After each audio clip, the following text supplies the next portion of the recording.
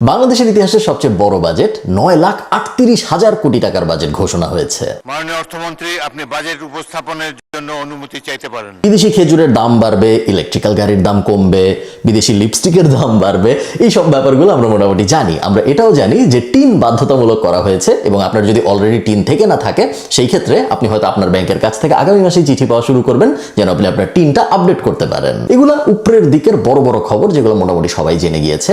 আজকে আমরা বাজেটের একটু ডিপে যাওয়ার চেষ্টা করব এবং আমরা দেখব বাজেটের ভিতরে অ্যাকচুয়ালি কি কি আছে যেগুলো আপনার দৈনন্দিন জীবনে এফেক্ট ফেলবে। চলুন শুরু করা যাক। আমি আমির খসরু মাহমুদ চৌধুরী অর্থবর্ষের প্রস্তাবিত বাজেট এই মহান সংসদে উপস্থাপনের জন্য অনুমতি প্রার্থনা করছি। 1700 সালের দিকে রাজা জর্জ ছিল ব্রিটিশ উপমহাদেশের রাজা, যে ব্রিটিশ উপমহাদেশ মোটামুটি কন্ট্রোল করত, এবং ওই সময় ব্রিটিশ কিংডমের অর্থনীতিবিদ যিনি ছিলেন তার নাম ছিল ওয়ার্লপুল। তো এই ওয়ার্লপুল লোকটা প্রত্যেক বছর বাজেট পেশ করত ব্রিটিশ সংসদের ভিতরে, এবং ওই সময় সুরা মানে মদ্যপান, তারপরে আফিম টাফিম এরকম এক্সট্রিম জিনিসপত্র ছাড়া নর্মাল জিনিসপত্র সেরকম কর আরোপ করা হতো না। তো উনার কাছে প্রত্যেক বছর সারা বছর ধরে মানুষজন সাজেশন দিত যে পরের বছর আপনি মদ ইম্পোর্টের সময় এইটা করেন, পরের বছর আপনি যখন এই জিনিস ইম্পোর্ট হবে আফিম তখন এইটা করেন। এগুলো সারা বছর উনার কাছে দিত মানুষজন, এবং উনি ওগুলো সব কালেক্ট করে উনি একটা ব্যাগের ভিতরে রাখতো, এবং উনার প্ল্যান ছিল এবং উনি এটা প্রত্যেক বছর করতো যে প্রত্যেক বছর যখন পার্লামেন্টে বাজেট অধিবেশন হবে তখন উনি ওই ব্যাগটা পার্লামেন্টে যে উল্টা করবে, সব কাগজগুলো পড়বে এবং তারপর একটা একটা করে উনি উঠায় বলবে যে একজন আমাকে বলছিল যে শুল্ক আরোপ করতে হবে মদের উপরে 28%, আপনারা কি একমত? সবাই যখন বলবে একমত তাকে দিব, ওটা নিয়ে আলোচনা হবে এবং তারপরে ফাইনালাইজ হবে বাজেট। এই যে চামড়ার তৈরি একটা ব্যাগ উনি উল্টাইতো, ওই ব্যাগটাকে ফরাসি ভাষায় বলে বুজেট, এবং সেইটার থেকে আজকের দিনে আমরা বাজেট ওয়ার্ডটা পেয়েছি। যাই হোক, বাজেট শব্দের ইতিহাস জানা তো আপনার তেমন কোনো লাভ নাই, আপনার রিয়েল লাইফে প্র্যাকটিক্যাল কি কি চেঞ্জ আসবে এটা জানা দরকার। টিন বাধ্যতামূলক করার ব্যাপারটা সবচেয়ে হাইলাইটেড, এবং আই থিঙ্ক এটা নিয়ে সবচেয়ে বেশি আলোচনা হচ্ছে এবারের বাজেটে, কারণ এটা একটা বড় চেঞ্জ, এবং যেই চেঞ্জের একদম সরাসরি ইমপ্লিকেশন হলো বাংলাদেশের একটা বড় অংশের মানুষ করের আওতায় চলে আসবে, যেটা বাংলাদেশের মানুষ কখনোই ছিল না। এবং টিন ইম্পর্টেন্ট এবং সবাইকে টিন খোলাইতে বাধ্য করার বিভিন্ন স্টেপ বাংলাদেশ সরকার গত 5-10 বছর ধরে নিয়ে আসতেছে। আপনারা জানেন যে এক সময় জমি কিনতে টিন লাগতো না, তারপরে লাগা শুরু হয়। এক সময় অমুক জিনিস করতে টিন লাগতো না, বিদেশ যাইতে টিন দেখাইতে হইতো না, তারপরে দেখানো শুরু হয়।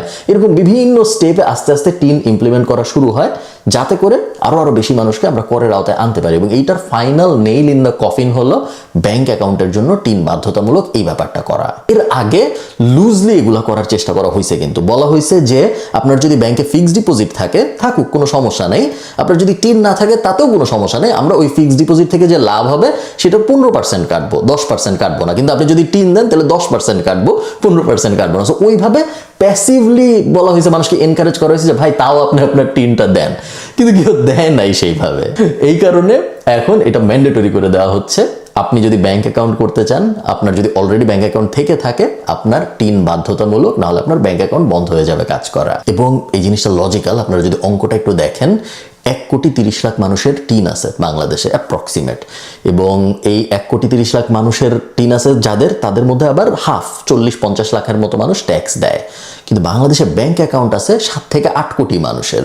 সো এই মুভটা যদি সফলভাবে সরকার বাস্তবায়ন করতে পারে, সেই ক্ষেত্রে 1 কোটির থেকে লাভ দিয়ে 7 কোটিতে চলে আসবে টিনের ওনার, মানে টিন আছে এরকম মানুষ 7 কোটিতে চলে আসবে, which means statistically same number যদি আমরা দেখি 3.5 কোটি মানুষ হয়তো ট্যাক্সের আওতায় চলে আসবে, 3.5 কোটি মানুষ হয়তো ট্যাক্স দেওয়া শুরু করবে। এবং আমরা জানি যে আপনার যদি টিন থাকে রিটার্ন সাবমিট করা কিন্তু বাধ্যতামূলক। সো ধরে নিতে পারেন আপনি, আপনার যদি একটা ব্যাংক অ্যাকাউন্ট থেকে থাকে, আগামী বছর থেকে আপনার ট্যাক্স রিটার্ন সাবমিট করতে হবে। এই জিনিস যিনি ভেবে বের করছে সে ডেফিনেটলি জ্ঞানী মানুষ, তাকে প্রপস দেওয়া উচিত আমাদের, যে এটা খুব স্মার্ট স্ট্র্যাটেজি একটা মুভ হয়েছে সরকারের দিক থেকে যদি আপনি চিন্তা করেন। এবং কিছু এক্সেপশন আছে, যেমন সরকার থেকে যারা ভাতা পায় তাদের টিন লাগবে না, শিক্ষার্থী আছে কয়েক লেভেলের যাদের টিন লাগবে না। মোটা দাগে আপনার আমার সাধারণ মানুষের সবার এখন টিন বাধ্যতামূলক। আপনার করমুক্ত আয় সীমা কিন্তু বেড়েছে, এবং প্রত্যেক বছরই করমুক্ত আয় সীমা একটু বাড়ায়, কারণ সব সরকারই জানে যে করমুক্ত আয় সীমা যদি আমি একটু না বাড়াই ওটা খারাপ দেখায়। আপনি যদি ছেলে হন সেই ক্ষেত্রে আপনার জন্য এখন 3,75,000 টাকা পর্যন্ত ট্যাক্স ফ্রি। আপনি যদি মেয়ে হন, বা আপনি যদি 65 বছরের বেশি বয়স্ক ছেলে বা বয়স্ক কেউ হন, সেই ক্ষেত্রে আপনার জন্য 3,75,000-এর জায়গায় এটা হয়ে যাবে 4,15,000 টাকা। আপনি যদি প্রতিবন্ধী হন, অথবা আপনি যদি জুলাই যোদ্ধা হন, সেই ক্ষেত্রে প্রতিবন্ধীদের জন্য 5 লাখ টাকা পর্যন্ত ট্যাক্স ফ্রি। যদি জুলাই যোদ্ধা হন অথবা মুক্তিযোদ্ধা হন, সেই ক্ষেত্রে 5,15,000 টাকা পর্যন্ত ট্যাক্স ফ্রি। এইখানে একটা বিষয় আছে বোঝার। বিষয়টা হলো মুক্তিযোদ্ধারা আবার বেশিরভাগই 65 বছরের বেশিও। সো উনারা একটা ডাবল ডিপিং টাইপ সিচুয়েশনের মধ্যে চলে আসতেছে, যখন উনাদের বেশিরভাগ এখন আর কাজ করতেছে না অ্যাক্টিভলি। আমি ধরে নিতে পারি যে উনারা বেশিরভাগ, আমরা যদি নর্মালি চিন্তা করি, বেশিরভাগই আসলে তার প্রাইম কর্ম যুগটা শেষ করে ফেলছে, এখন ওনারা তাদের শেষের দিকে আছে। সো উনারা অত অ্যাক্টিভ ইনকাম হয়তো করতেছেনও না, প্লাস উনারা 65 বছরের বেশি, সো ওরা আরেকটা ট্যাক্স ব্র্যাকেটের মধ্যেও পড়ে। সো মেইন এই পুরো ইকুয়েশনটার বেনিফিট সবচেয়ে বেশি যাদের হবে সেটা হলো জুলাই যোদ্ধাদের। 5,15,000 টাকা পর্যন্ত ট্যাক্স ফ্রি, সবাই ইয়াং এবং সবাই কর্মক্ষেত্রে মাত্র ঢুকতেছে। সো বিশাল একটা ট্যাক্স বেনিফিট পাচ্ছে সবাই কর্মক্ষেত্রে ঢোকার সময়, যেটা আশা করি তাদের অনেক হেল্প করবে। একটা বড় চেঞ্জ আসছে পার্সোনাল ট্যাক্সে এই বছর, সেটা হলো আগে আমরা সবসময় জানি যে বছরের একটা নির্দিষ্ট সময় থাকতো যেই সময় আপনি ট্যাক্স রিটার্ন সাবমিট করতে পারতেন। যখন এই যে অক্টোবর, নভেম্বর, সেপ্টেম্বর এই টাইমটা যখন আসতো, সবাই হুড়াহুড়ি করা শুরু করে যে ট্যাক্স রিটার্ন সাবমিট করতে হবে। সবসময় সরকার তারপরে এটা বাড়াইতো যে না আরও 3 মাস করা যাবে বা আরও 1.5 মাস করা যাবে, বাট একটা ফিক্সড টাইম ছিল যে ওই সময় ট্যাক্স রিটার্ন সাবমিট করতে হবে। এইটা অ্যাবলিশ করে দেওয়া হচ্ছে। এখন থেকে আপনি পুরো বছরই ট্যাক্স রিটার্ন সাবমিট করতে পারবেন, এবং বছরের প্রথম 6 মাসে যদি আপনি করেন তাহলে আপনি 5% ডিসকাউন্ট পাবেন, এবং শেষ 6 মাসে করলে আপনি কোনো ডিসকাউন্ট পাবেন না। তারপরে যদি আপনি করতে যান সেই ক্ষেত্রে 5% জরিমানা অ্যাড হবে আপনার ট্যাক্সের সাথে। এখন আমি আপনাদের একটা জটিল অঙ্ক বুঝাবো, এই অঙ্কটা আপনাদের বোঝা জরুরি। 2023 সালে করমুক্ত আয় সীমা ছিল 3,50,000 টাকা। গত 3 বছরে আপনি যদি সরকারি ডেটাও দেখেন, ইনফ্লেশন 10%-এর বেশি, যার মানে হইল যদি আপনার 2023 সালে 3.5 লাখ টাকা ইনকাম হয়ে থাকে, সেই 3.5 লাখ টাকা দিয়ে এখন আপনি 2,68,000 টাকার মতো জিনিসপত্র কিনতে পারবেন। উল্টা করে যদি আপনি দেখেন, 3.5 লাখ টাকা দিয়ে আপনি যা কিনতে পারতেন 2023 সালে, আজকের দিনে ওই সেম জিনিস কিনতে আপনার 4,65,000 সামথিং টাকা লেগে যাবে। কিন্তু 2023 সালে করমুক্ত আয় সীমা ছিল 3,50,000 এবং এখন করমুক্ত আয় সীমা হলো 3,75,000, যার মানে হলো টাকার ভ্যালু কমেছে 1,15,000 টাকা গত 3 বছরে, কিন্তু আপনার করমুক্ত আয় সীমা বাড়ছে মাত্র 25,000 টাকা। সোজা বাংলায় এই পুরো জিনিসটা, অঙ্কটা যদি আপনি একদম সারমর্ম সোজা বাংলায় বুঝতে চান, এটার মানে হলো আগে 2023 সালের কথা যদি আমরা চিন্তা করি, আপনার জীবনে আসলে কোনো ইমপ্রুভমেন্ট হয় নাই এই ইকুয়েশনের ভিতরে। কারণ 2023 সালে আপনার ইনকাম কম ছিল, আপনার ট্যাক্স দেওয়া লাগতো না। এখন কাগজে কলমে আপনার ইনকাম বাড়ছে। 2023 সালে 3.5 লাখ টাকা, আজকের 4,65,000 টাকা কাগজে কলমে। কিন্তু আপনার পারচেসিং পাওয়ার কমছে, কিন্তু এখন আবার আপনাকে ট্যাক্সও দিতে হয়, কারণ কাগজে কলমে আপনার এখন বেশি টাকা ইনকাম হচ্ছে। মানে আগে আপনার 10 টাকা ইনকাম হইতো, এই কারণে আপনার ট্যাক্স দিতে হইতো না। এখন আপনার 15 টাকা ইনকাম হয়, এই কারণে আপনার ট্যাক্স দিতে হচ্ছে, কিন্তু এই 15 টাকা দিয়ে আগের 10 টাকার জিনিস আপনি কিনতে পারেন না। আমি কি বোঝাইতে পারছি ব্যাপারটা? ও আরেকটা ব্যাপার, বোনাস টোনাস যত কিছু আছে সবকিছু কিন্তু করের আওতাভুক্ত। আপনি এইবারের ঈদে যে বোনাস পাইছেন, এবারের ডিসেম্বর আপনি যে বোনাস পাবেন যদি পেয়ে থাকেন, এগুলো সব কিন্তু আপনার পরবর্তী বছরে ট্যাক্সে দেখাইতে হবে। আমাদের এবারের বাজেটের সাইজ হলো 9,38,000 কোটি টাকা, এবং এই 9,38,000 কোটি টাকার মধ্যে মোরলেস একটু কম বেশি হইতে পারে, বাট 7 লাখ কোটি টাকার মতো আসবে সরকারের আয় থেকে। সরকারের আয় কিভাবে হয়? আপনার আমার ভ্যাট ট্যাক্সের টাকা থেকে সরকারের আয় হয়। বিভিন্ন ব্যবসায়ীরা, ব্যবসা প্রতিষ্ঠানরা, ধরেন আমার যে বিজনেস আছে ওটা থেকে আমরা কর্পোরেট ট্যাক্স, এরকম সব বিজনেসেস যত কর্পোরেট ট্যাক্স দেয়, সেটা সরকারের একটা আয়ের উৎস। সরকারের আয়ের আরেকটা উৎস হলো সরকারের বিভিন্ন প্রতিষ্ঠান আছে যেগুলো স্বায়ত্তশাসিত, টেলিটক ফর এক্সাম্পল, এরকম বিভিন্ন প্রতিষ্ঠান আছে যেগুলা যখন ইনকাম করে, ওই ইনকামের ভিতরে যদি প্রফিট থাকে, বেশিরভাগ সরকারি কোম্পানি কখনো প্রফিট করে না, বাট যদি করে সেই প্রফিটের টাকাও কিন্তু সরকারের কোষাগারে যুক্ত হয়। প্রজেক্ট করা হয়েছে যে 7 লাখ কোটি টাকা আসবে ওইভাবে। বাকি যে ডেফিসিটটা আছে 2 লাখ কোটি টাকার প্লাস মাইনাস, এইটা আসবে দেশি এবং বিদেশি ঋণ থেকে। প্রতি বছরের বাজেটেই মোটামুটি এরকম, এটাকে বলা গেল ঘাটতি বাজেট, যে আমার টাকা আছে যত, তার থেকে আমি 2 লাখ কোটি টাকা বেশি দেখায় বাজেট দাঁড় করবো। এটা প্রত্যেক বছরই হয়ে আসছে, বাংলাদেশ এটা সারা জীবনই হয়েছে। উন্নত বিশ্বের অনেক দেশে হয় না, উন্নত বিশ্বের অনেক দেশে উল্টা হয়, যে আমার বাজেট দিচ্ছি আমি 10 কোটি টাকা, কিন্তু আমি খরচ করবো 8 কোটি টাকা, এরকম হয় মাঝে মধ্যে। বাট এটা খুব একটা আনকমন জিনিস না, সব দেশে এটা কখনো না কখনো করে থাকে, এবং তারপরে আস্তে আস্তে আবার অ্যাডজাস্ট করে দেয়। সবসময় মাথায় রাখতে হয় এই জিনিস করার সময় যেন আমার ঋণের সুদের পরিমাণ আমার অ্যাকচুয়াল ডেভেলপমেন্টের পরিমাণের থেকে বেশি না। মানে এমন কোনো সিনারিও যেন চলে না আসে যে আমি 1 কোটি টাকা খরচ করতেছি এডুকেশনের জন্য, কিন্তু 5 কোটি টাকা খরচ করতে হচ্ছে গত বছর যে ঋণ নিছিলাম ওইটা পরিশোধ করার জন্য, সুদ টুদ সহ। ওই সিচুয়েশন যেন চলে না আসে, এটা মাথায় রাখতে হবে। বাট মোরাললেস এটা তেমন মানে এক্সেপশনাল কিছু না। সিগারেটের উপরে, সিগারেট খোরদের জন্য আসলে প্রত্যেক ট্যাক্সে তারা মোটামুটি জানে যে আর কিছু হোক না হোক সিগারেটের উপরে ট্যাক্স বসবেই, এবং সিগারেটের উপরে এবারও ট্যাক্স বসানো হয়েছে 350%। পেট্রোল এবং ডিজেলের তেলের গাড়িতে 156%। বিদেশি পাঙ্গাস মাছ যদি আপনার অনেক পছন্দ হয়ে থাকে, যে বিদেশি পাঙ্গাস মাছ ছাড়া আপনি থাকতে পারেন না, সেই ক্ষেত্রে আপনার জন্য স্যাড নিউজ হইলো বিদেশি পাঙ্গাস মাছের উপরে 20% ট্যাক্স বসছে।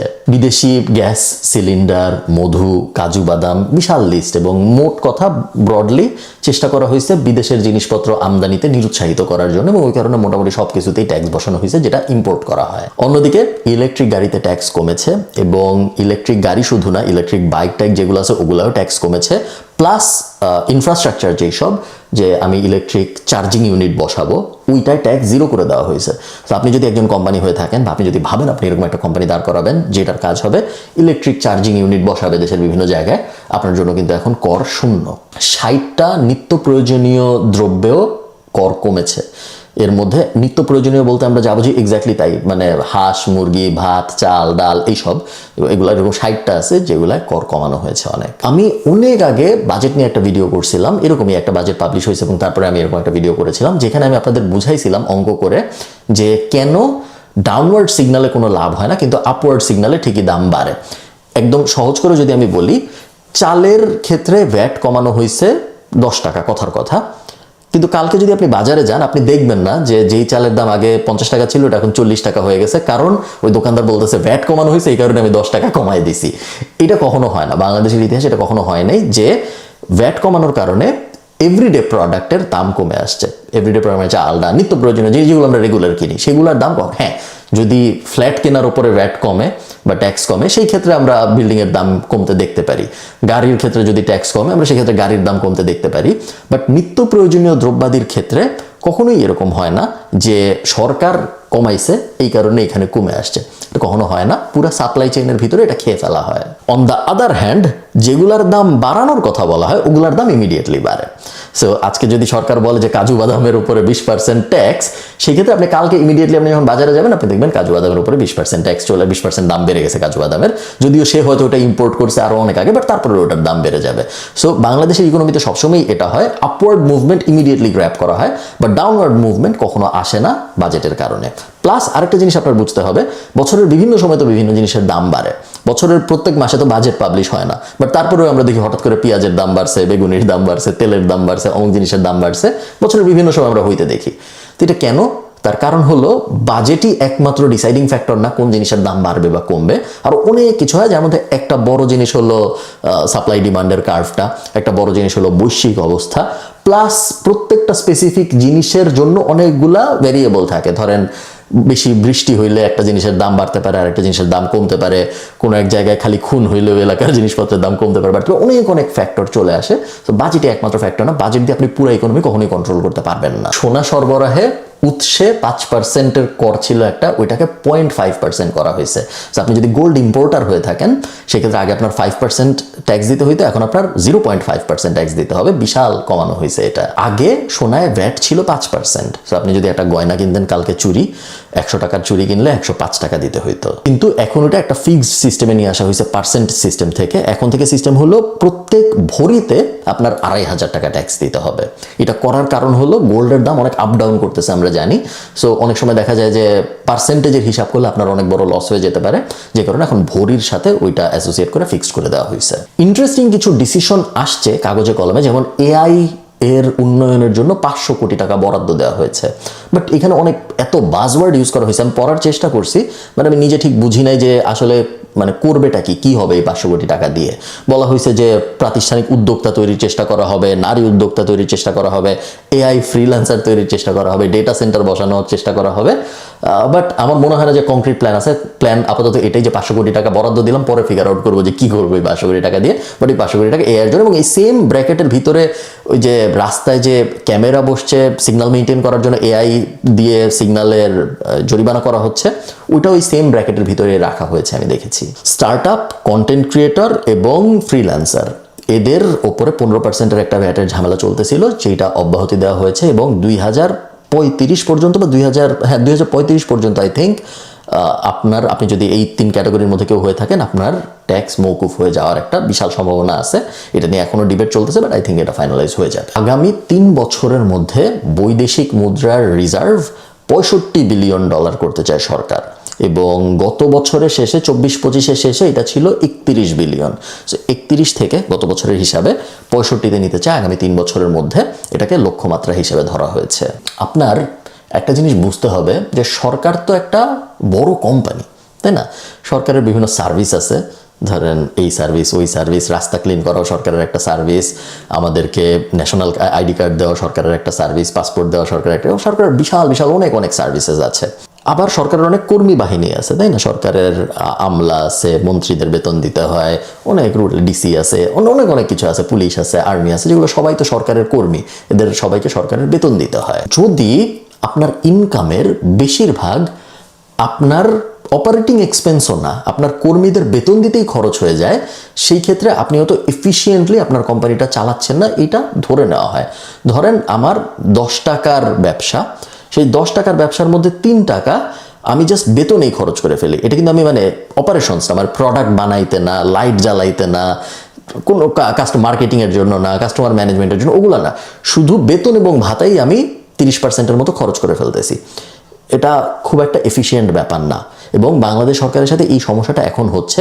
আমাদের টোটাল বাজেটের প্রায় 21-22% আমরা শুধু ভাতায় এবং বেতনে খরচ করি। 9,38,000 কোটি টাকার বাজেট, এর মধ্যে 1,90,000 কোটি টাকা খরচ হবে শুধুমাত্র বেতন দিতে এবং ভাতা দিতে। সামনে কিন্তু আবার সরকারি চাকরি আপনারা যারা করেন, আপনাদের ভালো ব্যাপার, সামনে আপনাদের বেতন বাড়তেছে। প্রায় সব ব্যবসায়ীকে আমি মোটামুটি খুশি দেখছি বাজেটের ব্যাপারে, নট বিকজ ব্যবসায়ীদের জন্য কোনো ছাড় আছে, বাট বিকজ ব্যবসায়ীদের জন্য স্টেবিলিটি আছে। বলা হচ্ছে 2031 সাল পর্যন্ত ব্যবসায়ীদের ট্যাক্স বাড়বে না, 27.5%-এর মতো ছিল যদি আপনি স্টক মার্কেটে না থাকেন, স্টক মার্কেটে থাকলে 25%, এবং বলা হয়েছে 2031 পর্যন্ত 30%, এরকমই থাকবে, প্রত্যেক বছর বাড়ানো হবে না। সো সবাই একটু লং টার্ম প্ল্যান করতে পারবে, যেটা ব্যবসার জন্য খুবই ভালো একটা ব্যাপার। হার্ট রিং সহ বিভিন্ন ওষুধের দ্রব্যাদিতে কমার কথা দাম, ভ্যাট কমছে, এগুলোর অনেক কিছুতে। মোবাইল সিম কার্ডের কর বাতিল হবে, সো আপনার সিমের দাম কমবে, এবং আপনার ইলেকট্রিসিটির দামও কমার কথা, এবং সৌর বিদ্যুতেও অনেকগুলো রিবেট দেওয়া হয়েছে। ওভারঅল আপনি যদি আমাকে জিজ্ঞেস করেন,